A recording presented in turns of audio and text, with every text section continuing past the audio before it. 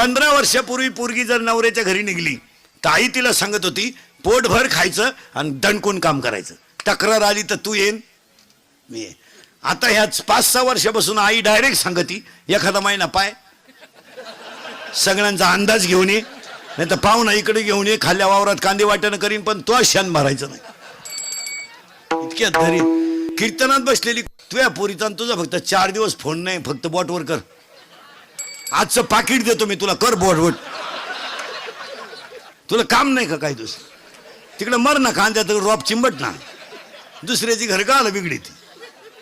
उठपळ पुरीला फोन, उठपळ पुरीला. बरं विचारी ती काय जीवली का काय घालून गेलं, बोंबील भाजली खाती. आवळ्याचा बाजार नाही आजपासून जर महिला मंडळ पुरीच्या घरी डोकं लावलं तो तू का शेवई लिहून घे. दिवाळी खात नाही तू ले कशाला.